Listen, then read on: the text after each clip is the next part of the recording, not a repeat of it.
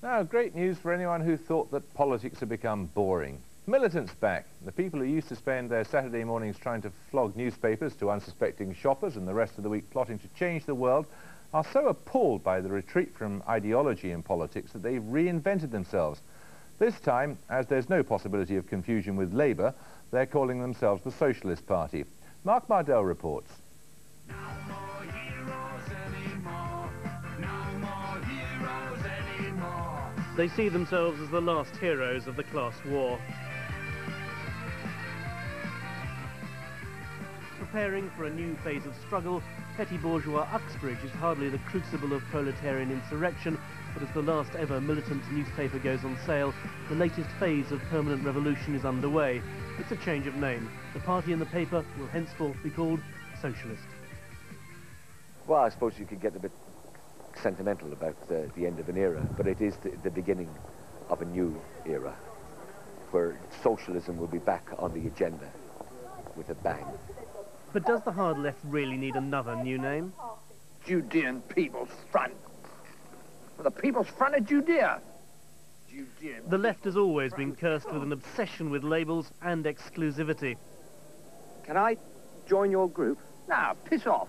Whatever happened to Leon Trotsky? He got an ice pick that made his ears burn. Of all the dozens of parties claiming to be the one true heir of the Russian revolutionary Leon Trotsky, Militant had a better strategy than all the rest. Set up in 1955, the Revolutionary Socialist League, as it's known to insiders, secretly set out to infiltrate and use the Labour Party for its own ends. At its zenith, this revolutionary Marxist party, complete with its own rulebook and central committee, controlled Liverpool City Council, dozens of wards, and had 3 MPs, all in the name of Labour.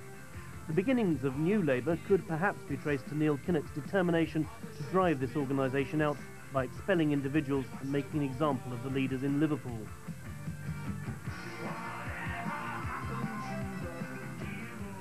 You start with far-fetched resolution. They are then pickled into a rigid dogma or code. And you go through the years sticking to that, outdated, misplaced, irrelevant to the real need, and you end in the grotesque chaos of a Labour council hiring taxis to scuttle around the city, handing out redundancy notices to its own workers.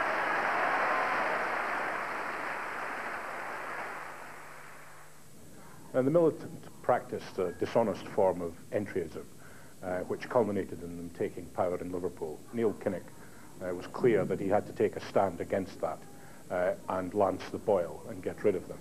Now that they're out in the open, under any electoral system, even a proportional system, I think they will fail. They are unable to agree amongst themselves with other left factions, and I think it's very unlikely that the public will be fooled by them.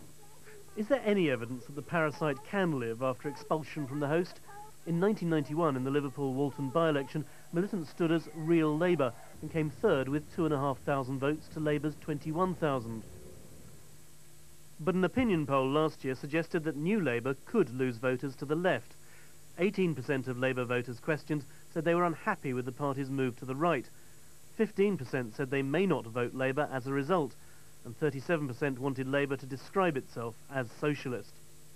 At Militant's headquarters in East London, a new paper is coming off the presses tonight, ready for tomorrow's relaunch. The new party are putting up 28 candidates at the general election, but their real hope is that Labour will win and then fail to deliver what its supporters expect. We think that a lot of people will turn to the kind of ideas that we espouse. We think we could win by-elections under those circumstances. In Scotland, for instance, where there's going to be a Scottish Parliament established under proportional representation, we would expect that in alliance with others, we would be able to win seats in that Parliament, which we think would be a big breakthrough. In South London, also preparing for the election, the Socialist Party. That's another socialist party, formerly the Socialist Party of Great Britain, formed in 1904. They're none too pleased about their comrades' change of name. It's certainly been dishonest because their argument is that they would say they didn't know there's another socialist party, therefore they wouldn't have gone ahead and taken our name. They knew that we existed. We've been around for 90 years, we've contested elections, We've attended their meetings. They're fully aware of our name. But how would a PR man, incidentally as a teenager a member of the now defunct Communist Party of Great Britain, sell either Socialist Party to the voters? The real thing was one slogan he suggested. Well, they've got to make a point of difference with the Labour Party. We're the real thing is clearly saying we have integrity, we stay true to our ideals in a way that they want to present the Labour Party as not having done so, and passionate about politics in that they really care about the issues rather than they simply really care about getting in power, which is one of the criticisms that one would naturally make of the Labour Party. Whatever the slogan or the new logo, the Socialist Party may find its high profile was based purely on the notoriety of its old name and the damage it had done to Labour. Already there's a familiar pattern. They've failed to reach an agreement with Arthur Scargill's Socialist Labour Party, which was intended as an umbrella group for the left. Well, the whole history of the Trotskyist movement is one of splits and factions. And basically, they expect the working class to behave in a certain way. They expect their organisation to get much stronger. And when it doesn't, they don't blame their ideas and their ideology. They blame each other. And so they split and form more and more smaller and smaller organisations. Oh, yes. Split. And the People's Front of Judea. Splitters. Yes. The People's Front of Judea. Splitters. We're the People's Front of Judea. Oh. I thought we were the Popular Front. People's Front. Whatever happened to the Popular Front? Eh? He's over there.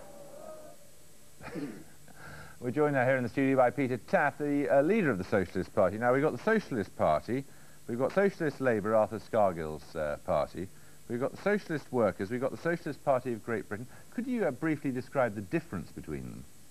Well, there's obviously differences on policy between ourselves and other organisations that claim to be socialist, but we actually stand for collaboration with the socialists. For instance, when the Socialist Labour Party was first set up, we approached Arthur Scargill and suggested that that should become the basis of a new mass socialist party in Britain that we still stand for.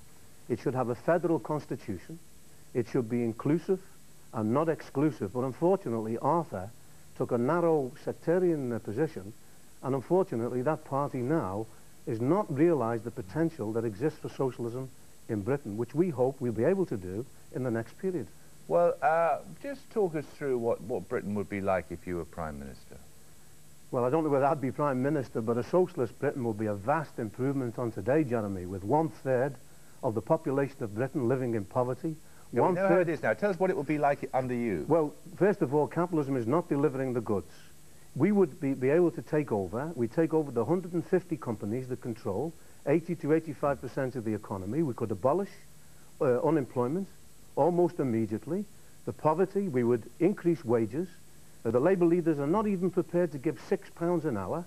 Millions of workers live on slave wages in Britain. You have the catastrophe in the National Health Service, where people are in corridors, where people are being starved to death. Yeah, we know about the present. Tell us about we would vastly improve on that situation. So there wouldn't be people in corridors in hospitals, and most firms would be nationalised, and everyone would be earning a minimum of £6 an hour. At least £6 an hour. Oh. That would just be the beginning, and we'd cut the working day, and we'd cut the working week. What would the working week be, do you reckon?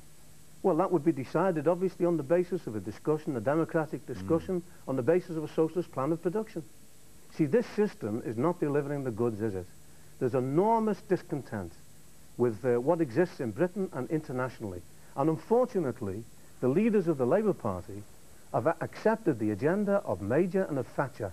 You could not get a cigarette paper between Blair, Major and Ashdown as far as policies are concerned. And that's alienating millions and millions, particularly of young people in Britain. What do you think of the Labour Party? The Labour Party now has moved so far to the right, it's unfortunately a capitalist party. And it's not me who's saying that.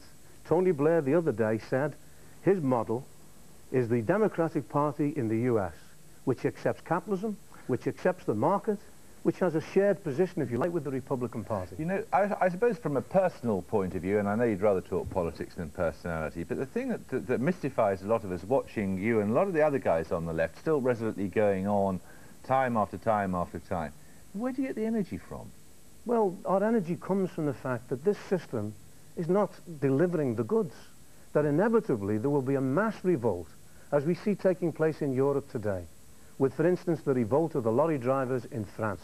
who got a 55-hour retirement at 55. You know, I mean, okay, you put 28 guys up at the next election, not one of them will save their deposit. There's no chance of getting a socialist government in this country. At the moment, maybe it's not immediately on the agenda, but we're standing in this election. We would like to be elected. We'd like to get MPs, but we're standing in this election to give hope to the disenfranchised, to the 8 out of 10 black youth in Britain who say that they won't vote in an election. And 60% of the youth say that they won't vote. Socialism is the only answer to those people. Peter Clare, thanks very much. Thank you. Now, in a moment, a look at the great old man of modern architecture. But before that, a look at